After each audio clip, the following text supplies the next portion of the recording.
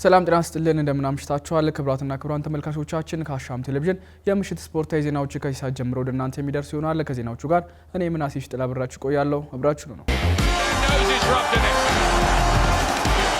የባህልና ስፖርት ሚኒስቴር በአዲስ አበባ ስቴዲየም የሊግ ጨዋታዎችን ለማስጀመር ከክለቦችና የፌዴሬሽን አመራሮች ጋር በውድድር ቅድመ ዝግጅት ዙሪያ በዛሬው ዕለት የምክክር መድረክ አከናውኗል። ባለፉት ዓመታት የፕሪሚየር ሊግ ጨዋታዎች በሜዳችን አለመካሄዱ የሀገሪቱን እግር ኳስ በርካታ ነገሮችን አጥቷል ያሉት የፌዴሬሽኑ ጽሕፈት ቤት ኃላፊ ውድድሩ ወደ ከተማ መመለሱ ትልቅ እድሎችን ይዞ እንደሚመጣም ገልጸዋል። እግር ኳሱ እንግዲህ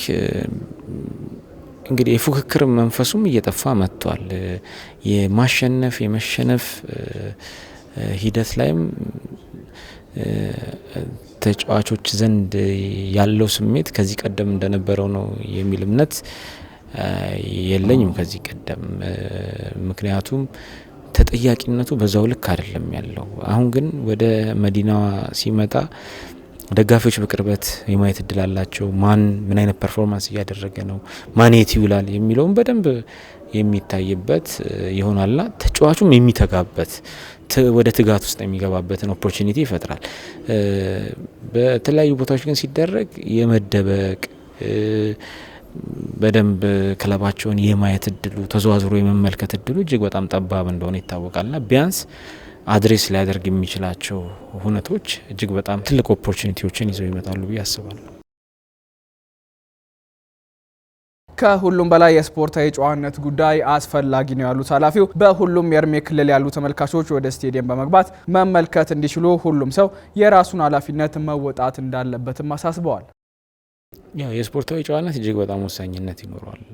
ጨዋ ተመልካች ሲኖር ውድድሩን በእርጋታ ማየት የሚቻልበት፣ ታዳጊዎች ወደ ሜዳ መጥተው ሮል ሞዴሌ ነው የሚሉትን ተጫዋች የሚመለከቱበት፣ አቅመ ደካሞችም እግር ኳስን መመልከት የሚፈልጉ ማየት የሚችሉበት ያለ ስጋት እድልን መፍጠር ይቻላል።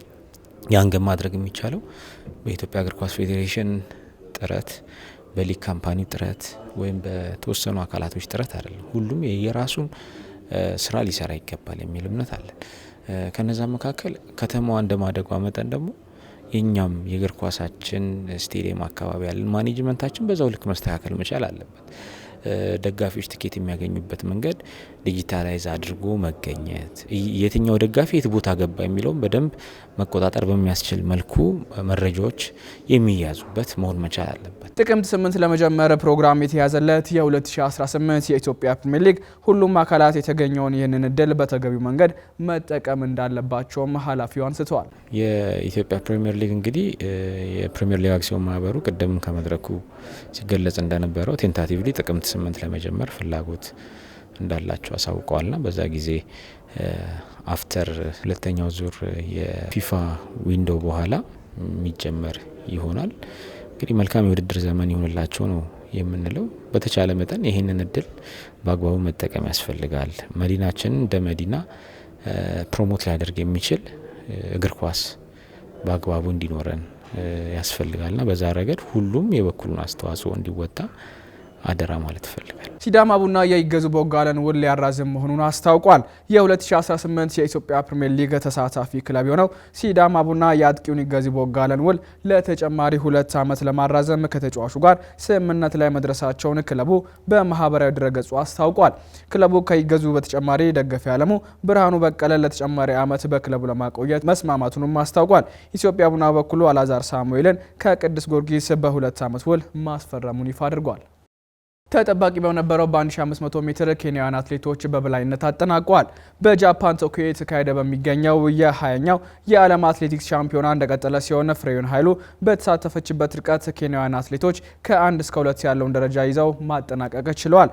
ውድድሩን የርቀቱን ክብረ ወሰን ባለቤት የሆነችው ፌዝ ኪፕዮገን ስታሸነፍ የመኮሪጎን ጀምሮ ለተከታታይ 3 የዓለም ሻምፒዮና በርቀት ማሸነፍ በመቻል አዲስ ታሪክ ጽፋለች። የሀገሯ ልጅ ዶርከስ ኢቢ ሁለተኛ ደረጃን ስታገኝ አውስትራሊያዊቷ ጄሲካ ሃል ሶስተኛ ደረጃን በመያዝ ማጠናቀቅ ችላለች። ኢትዮጵያን በብቸኝነት የወከለችው ፍሬውን ኃይሉ 6ኛ ደረጃን በመያዝ ማጠናቀቃለች። ሁሊያን አልቫሬስ በጉዳት ምክንያት ከነገው ጨዋታ ውጪ መሆኑ ተመላክቷል። አርጀንቲናዊ የአትሌቲኮ ማድሪድ የፊት መስመር ተጫዋች ሆነው ሁሊያን አልቫሬስ ጉዳት እንዳጋጠመው ተገልጿል። ሁሊያን አልቫሬስ የጉልበት ችግር እንዳጋጠመው የስፔን መገናኛ ብዙሃኖች በዘገባቸው የገለጹ ሲሆን ይህንም ተከትሎ ሁሊያን አልቫሬስ አትሌቲኮ ማድሪድ ከሊቨርፑል የሚያደርገውን ጨዋታ ሊያልፈው እንደሚችልም ተጠቁሟል። አትሌቲኮ ማድሪድ በነገው ዕለትም ወደ እንግሊዝ በማቅናት በአንፊልድ ሮድ ስቴዲየም የመጀመሪያ ሻምፒዮንስ ሊግ ጨዋታውን ከሊቨርፑል ጋር ምሽት 4 ሰዓት የሚያከናውንም ይሆናል። ሳሙኤል ኤምቲቲ ጫማውን መስቀሉን ይፋ አድርጓል። ለፈረንሳዩ የተከላካይ ስፍራ ተጫዋች የሆነው ሳሙኤል ኤምቲቲ ከፕሮፌሽናል እግር ኳስ ተጫዋችነት ራሱን ማግለሉን አስታውቋል። የ2018 የዓለም ዋንጫ አሸናፊ የሆነው ኤምቲቲ በ31 ዓመቱ ጫማውን ሰቅሏል። ተከላካዩ በእግር ኳስ ሕይወቱ 1 የዓለም ዋንጫን ሲያሳካ 2 የላሊጋ፣ 2 ስፓኒሽ ሱፐር ካፕ፣ 3 የኪንግስ ካፕ ዋንጫ እንዲሁም 1 የፈረንሳይ ካፕ ዋንጫን ማሳካት ችሏል። በተለያዩ ታላላቅ የአውሮፓ ክለቦች እንደ ባርሴሎና፣ ኦሎምፒክ ሊዮንና ሊል ተጫዋቹ ያሳለፈው ፈረንሳዊ ተከላካይ በአጠቃላይ ከ274 ጨዋታዎች በላይ ተሰልፎ መጫወት ችሏል። የሚላን ከተማ ሳንሲሮን ለመሸጥ መስማማቱ ተነግሯል።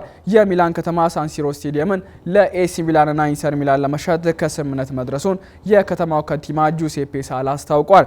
የከተማው ምክር ቤት የስታዲየሙ ሽያጭ በሚቀጥሉት ሳምንታት እንደሚያጠናቀቅ ከንቲባው የገለጹ ሲሆን ከንቲባው አክለውም የጣሊያን መንግስት ስቴዲየሙን ለክለቦቹ በ200 ሚሊዮን ዩሮ ለመሸጥ መወሰኑንም ተናግረዋል። ክለቦቹ በ2027 ስታዲየሙ በነበረው ቦታ መልሰው በመገንባት በ2030 አጠናቀው ለውድድር ዝግጁ እንደሚያደርጉም ተጠቁሟል።